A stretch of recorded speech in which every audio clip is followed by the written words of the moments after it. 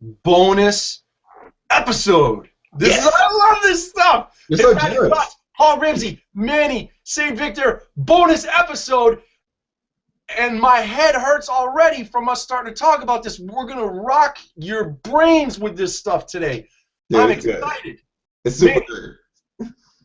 you sent me this article. You've been sending me a lot of great stuff lately, and we're having so much fun. This one, I got to tell you, is like, this is Dr. Manny stuff. This is not Paul the Hypnotist stuff. But so I'm gonna need to pick your brain a lot on this today. Are you ready to help me? Pick away. You can pick your friends. You can pick. Oh, never mind. That's a different metaphor. Carry on.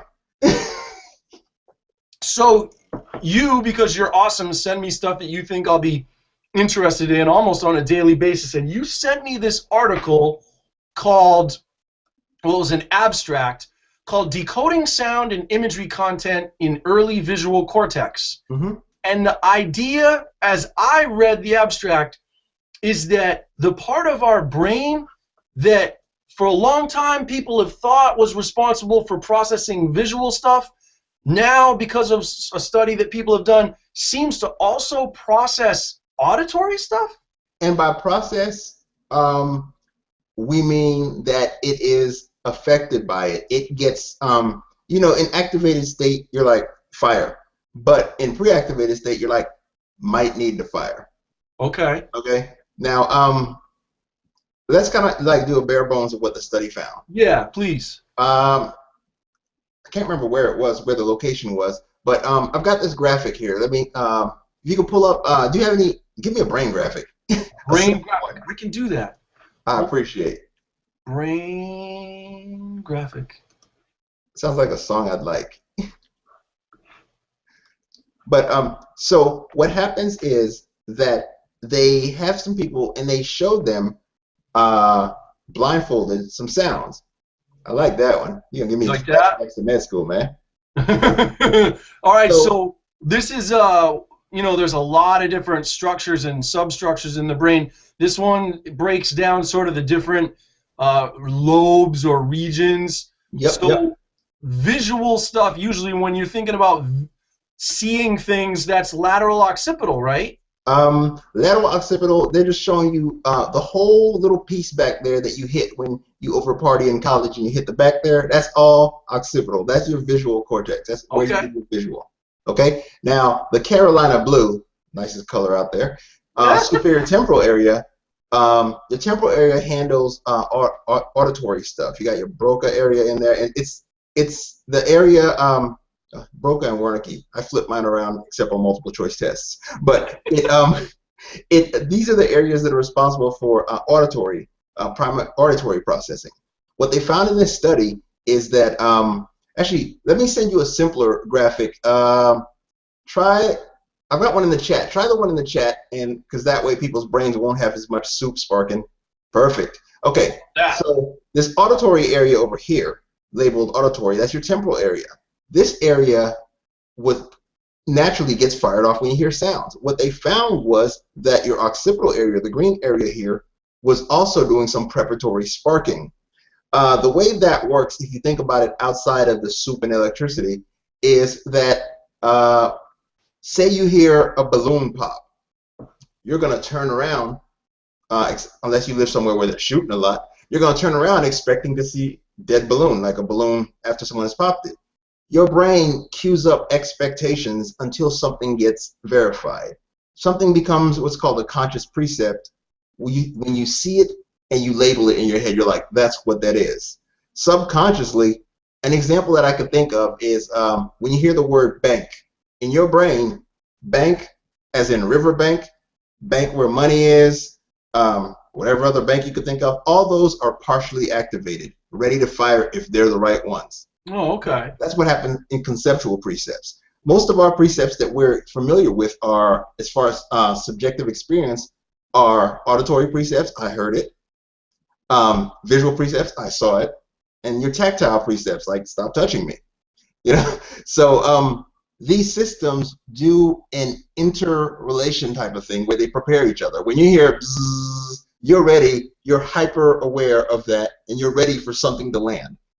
Okay, like after you've heard something buzz at night in the dark, in the country camping, every part of your body is hyper responsive to fire off and say a fly has landed or whatever. Okay. Hopefully I didn't overcomplicate that. No, that's cool. So Now, let me try to go back at you so you make sure that if I'm kind of representing our audience. So far you've established that the brain, with what we're talking about today, sometimes it's preparing to process information, and some parts of it are actively processing information. Yep. Right. Okay. Based off your brain, the goal of your brain is to come up with a meaning for something, a conceptual bingo. That's what it is. That's the point at which you tend to come up with a verbal label for it, cow. And it's not any label of cow. It's specific cow right there, moo, chocolate cow, whatever. Okay? That's the point at which the context has informed you enough to tip over your certainty. And we jump to conclusions sometimes. We're certain before we already know what is the concept before we have enough information. Yeah, and that's the tolerance of uncertainty. If I hear the moo of a cow, I then begin to expect that I should see a cow within the next moment or so. Yeah, and what you'll do is, first lightning, then thunder. First you hear the thunder. But you see the lightning, you prepare for the thunder. There it is. My dyslexia is a terrible disease. But dyslexia is a terrible disease. But so one system informs the other and prepares the other. Okay? This is basic priming, but at the end of the day, your brain, in order to adapt, is looking to spark off meaning, spark off concept, run, duck, hide, eat while you can. Okay? Yep. So you hear scary sound, it's basically confirmation bias in your eyes. You're looking around for what has made that sound. If it happens that the sound was made by a tiny mouse exploding sound, then you're relieved and you laugh. It's irony, because you didn't get confirmed the fear that you got primed for. If it's an elephant, you are already halfway out the door. Right. Now, one thing that I want to be clear about is that if you look at the graphic for the brain there, the simpler one that we were looking at. Yeah, conceptually, it's a computation machine. If I change the software around in my computer so it could do a new thing, I don't really change the wiring within my computer. Your brain works the same way, where the different areas, stuff gets mapped to there, but that's where it landed. And granted, in humans, certain things have landed in certain places. But we've done experiments where if you rewire a part, it will do the function of another part. And you always hear about how people who are blind have more acute hearing, and actually they find that I think that the visual cortex ends up, a large part of it being mapped to auditory cortex. And you get stuff like synesthesia, where you hear the sound and you see colors and stuff. These are all things to let you know that these systems fire off differently, differentially to any given event. Okay. So now let's fit that within the context of what we have here, right? Yep. So like, if a person is born blind, this green area, this occipital lobe, which should be for seeing, processing, visual, it doesn't all not be the occipital lobe and become auditory. Like that auditory area doesn't expand and take it all over, right? It still remains occipital lobe, because that's semantic. It's a lexical marker that we put on there as humans. It's computing tissue. Okay. But it's not being used for eyes, neuroplasticity. It'll get the electricity coming through from visual signals will go ahead and map to that part, and you'll find that that part becomes a more like the spatial mapping and stuff becomes such that basically, and this is kind of cool, you find that what the person hears positionally, they're mapping it in the visual cortex in the same way that you would do the spatial mapping of location. Do you know what I mean? Yeah. When you hear a sound, and this is just something I just remembered also, when you hear a sound, you tend to map it in a position in your brain. Like, that was far, that was close. These are visual concepts, and as such, to map it in your body, like, and this is embodied cognition, in order to map it in your body, you need to use the part that measures distance, right? And that's visual. Distance to you is like, it's far, far, or far, far, little dot or, big dot, whatever. It's that's where you store that type of processing and represent it. So that sparks off. If you hear a sound, the parts prepare to see this, what the sound is, see how far it is away. It's computing. And the key thing is that your whole body works like this. And I think I brought up in our conversation earlier the McGurk effect. Google that. The first one that shows up will show you. Just to run through the McGurk effect real quick. When you look at the screen, well, when you hear this person is saying a sound, you'll hear one version of the sound. The second you look at the screen, the sound immediately changes. Close your eyes, it changes back to the previous sound. Open your eyes, it goes back to the sound with the eyes open. This is an example of the same thing in reverse. I think what's important conceptually is for people to jump to the level of abstraction as far as when they're thinking about these things, to not be surprised when something that works one way works the backwards way. It's one of those things that we as humans expect like certain things to work in one direction, and we don't find the reverse solution. And a lot of times you get caught and drive in a dead end. Conceptually, you can back out of that dead end, even in life problem solving. It's a good kind of metaphor to keep with you.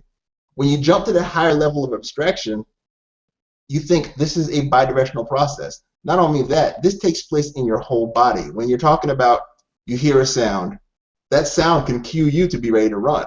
You use that type of thing to prime yourself, to empower yourself, so that if you hear a certain song, it primes you to be in a better mood. So I want to stop you for a second, because that's twice now you've used that term, and I don't want to assume that everyone in our audience is familiar with that term. So give us a quick definition for priming.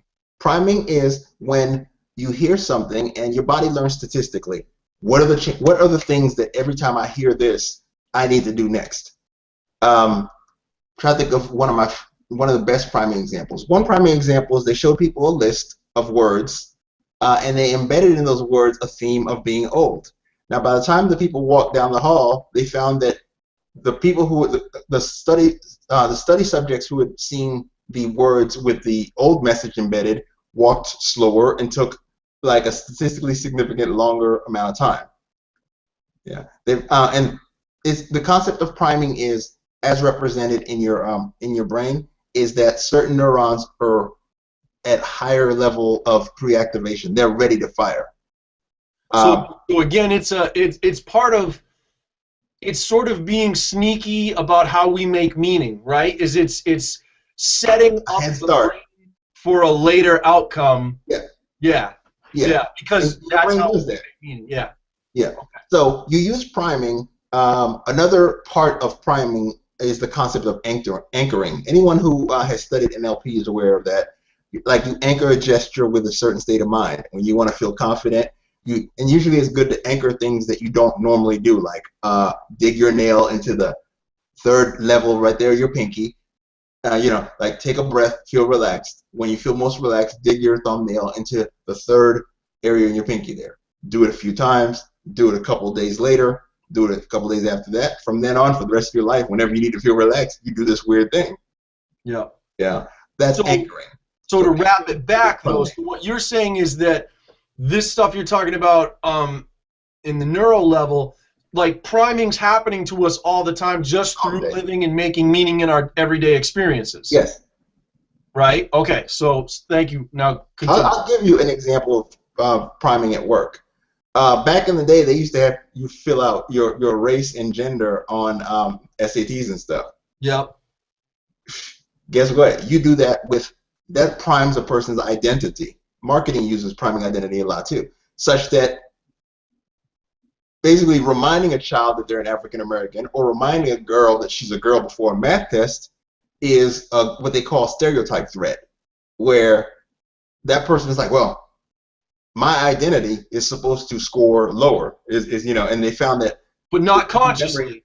Huh? They're not consciously. Your working memory goes into identity mode. I'm supposed to score lower on a test. I'm supposed to score lower on math. And you get that kind of subconscious role-driven behavior. That's one of the ways that priming is used for identity. I think that's a more realistic one you see all the time.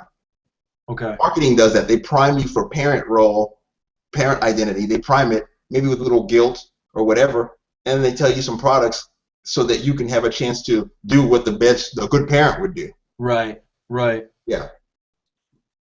But yeah, the key thing to that is watch the McGurk, and what you're going to find in the next few years as neuroscience collects more data is that we confirm common sense stuff. And the common sense stuff is that this machine, when you see something in one node and you start to make meaning up top, the other things that are usually firing with that context adaptively start to prepare to fire. Where there's smoke, there's what? Right. Yeah, fire, right? Yeah. You smell smoke, you're looking for heat. Right. Yeah, that's all this is. I think it's important for people, like, when you're getting all these studies, like, wow, blah, blah, blah. Well, but you're saying that's all it is, but it's pervasive.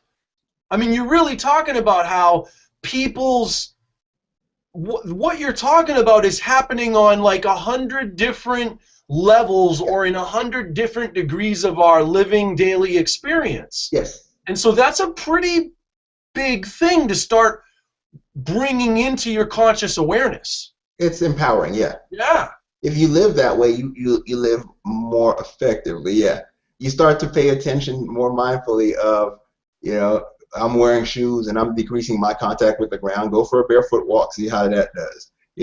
I'm eating my food so fast because I'm thinking about something else. If you're not paying attention to certain elements, they become subconscious triggers. They trigger the habits. They trigger the internal conversations, internal voices that you might not even realize you're hearing because they're not at acoustically appreciable levels. But the inner voices, that you're not attending to trigger behaviors. So This is the same priming cascade. The situation primes you to be. So we're getting right down to the smell of a workplace that you hate working at. Yeah. Puts you in stress mode. Right? Yeah. I'll give you one better. I'll give you one better. Yeah. Cortisol, which is the measure of stress. This is some power of habit, Duhigg style. When you measure people's salivary cortisol in the morning, on the days that they have to work, it's higher than on their weekend days. Really? It's that simple. You have something called a cortisol awakening response in the morning. Like it's like a spike in cortisol, which drives, basically, you get that morning breakfast hunger thing. Yeah. But you're ready to deal with the day's stress. It's sort of a preemptive prepare for a crappy day, or prepare for an active day. So on weekends, people have a lower cortisol spike. This is assuming people who work than they do during the week. During the week, they spike higher. So let's, and I'm going to put you on the spot a little bit, and if you can't, don't, but I think you can. If you are going to take what we've talked about today and bring it back, because I always want to try to bring it back to how people can use this to make life better, right? That's what we've committed to, is helping people get the science to thrive. Like, how could people on a daily basis have, watch this and go, okay, how do I use this to make my life better? Like, what are some simple, easy, very practicable ways that people could prime themselves and use this neurological science understanding, to their benefit? The couple easy ones. These are the ones that I do. When I have a prime, for the second my feet hit the ground in the morning, I walk over to the office, like the home office, and start writing. And I've anchored that where it's like feet hit the ground, and I do this little weird mindful thing where I feel the ground under my feet, my bare feet, and I'm like, okay, ground, wiggle the toes a little bit, and then I remind myself, because initially it takes a while to program the habit, but I remind myself to actually feel my feet hit the ground, because I'd like to have the nerves in my feet still working when I'm older, so it's good to do that crap, So hit the ground, and then I say to myself, it's like my brain's like, okay, ready to go right. And then the night before, when I go to bed, I tend to prime myself, and they call this delegating your subconscious mind. I tell myself, okay, we've read this article, we don't really understand this part. Tomorrow morning, let's see what we've come up with. And so I do a early morning sort of metaphor data dump where I try to put out, either through pictures that I find that appeal to me at the time and word combinations, sort of a pre-conscious not quite at apperceptive mass brain dump. That maybe a week or two later, I'll come back and look at it and be like, dude, you were smoking that good stuff like back in college. But it's usually, I blame it on it being early in the morning. But you read it again, and what happens is if you read stuff a month later, a couple months later, you come back and revisit these like preconscious thoughts later on after different life incidents, you're able to project more information into them than you had at the time in retrospect. Yeah. Yeah. So that's sort of a longer answer than you were looking for, but it's sort of a weird cycle. No, that's cool. I mean, I think that's what people are going to see this, and some people may say, well, that's cool, but okay, what do I do with it? And so that's what I always want to push both of us to think about, like, how do you do this? I think I relate with what you're saying. Like, when I'm here and this is my home office, and when I'm here and I have to do work, I have like a thing that I do where anytime that I have to do stuff that may not be the most exciting stuff, I always throw on Pandora, and I have an American Symphony channel on Pandora that's music that really makes me happy, calm and happy. It's really beautiful music. And I put that on when I'm working here on, like, whether I'm just entering expense account stuff or working on writing copy or stuff like that may not be the most exciting stuff. Yeah. I put on this music and it just helps me not get tense about it, relax and not, That's the same thing there. It's something in the auditory is sending a priming signal to another modality to get to work. Yeah. And when I put on the music, I was going to say, Paul, bands make you dance. Well, it's interesting is, it'd be easy for people to sort of be like, yeah, soothing music is soothing. But I think the bigger point to me is I've done it long enough that in terms of priming, like, as soon as I start to turn it on, I feel better. Before it's even come on, I've noticed I'm like, almost feel happy to be doing the work because I get to listen to the music. There's a real priming effect that's occurring there. It's very interesting. Yeah, and that's all they're saying with these studies, dude. That's all. That's all. And you'll see it over and over again. They'll be like, whoa, wow, visual stimulation causes changes in tactile. Yeah, man, I see fire. I'm pulling my hand back. It's causing changes in mobile, too. Yeah. Back off. This is common sense. Neuroscience is common sense, dude. It's like, they'll show you, like, EEGs and all that stuff, and you're like, but I knew that. No. That's a great graph, but I happen to know that if you set a small fire, my legs suddenly feel motivated before I know what it is to get up out of there. Common sense. Yeah. And when people internalize the elements that are common sense and recognize them, you empower yourself to make the leap of the stuff that's not common sense. Like thought suppression. Don't think about white bears. What's the first thing you're going to do? Not thinking about, does that count? Yeah. Yeah. Well, that's, there's a strong movement for good reasons, but for a long time now, common sense is anecdotal, and there's a lot of people who are like, anecdotal's not good enough, and so, like, I get what you're saying, and I try to, I'm like, I know my common sense, but again, you're like, okay, but there needs to be science behind that. But the science up until recently left out subjective experience, and phenomenology is here to fix that. But there's a lot of things that you were told weren't so because they couldn't measure them, behaviorism, that are so. Yeah, what they're finding is the trigger between what you see and your epigenetic cascade, your transcription cascade, is your subjective experience of the event. If I see a fire and Fred sees a fire and Fred is a flame walker, Fred is heading that way, I'm bolting. It's the subjective experience. It's the individual's brain's prior experience and exposure to that, the life experiences that cause the subsequent cascade of enzymes, neuromodulators, electrical firing. That's it. Yeah. Your base genetics, if you don't have anything in a particular location, you can't, bake bread without flour.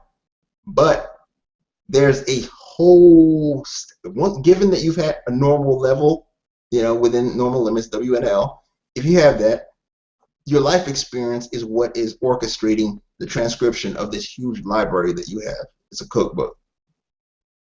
All right. There's a lot more to talk about there. Dude, I get out of it. Yeah. All right. Well, let's wrap it up. That's cool. Let's wrap it up for today. I hope that people found this was interesting. I thought it was really cool, fascinating. That's all that counted to me. I mean, well, and I think that, you know, it's like there's so much. It's the kind of thing that I think as we do these more and more, like we'll come back to them because there's so many ways to apply something like priming and keep coming back to it and talking about how it affects behavior and affects the way people make choices and affects the way they make meaning. That's what we're going to come back to, I think, over and over again. Yeah, meaning is well-being. It's an important thing. Yeah. To control your meaning is your agency at work. So you take your mindful steps to regain your agency by learning how you can control your meaning. Yeah. Yeah. Very cool. Thank you, Manny. Awesome, Cisnos. Very cool. I hope you guys enjoyed this episode. Leave some comments. We'll provide a link to the McGurk effect video that Manny was talking about, and we will provide a link to the abstract that got us talking about this in the first place. You guys can check that out. Also, check out last week's video, the attachment video. That's right. About the neuroscience of relationships. Ooh. Yes. Yeah. Very cool. Thank you for reminding me about that. Yeah, man. That's it, man. That's all. Thank you. Thank you. See you next week. All right. See you next week. Take care.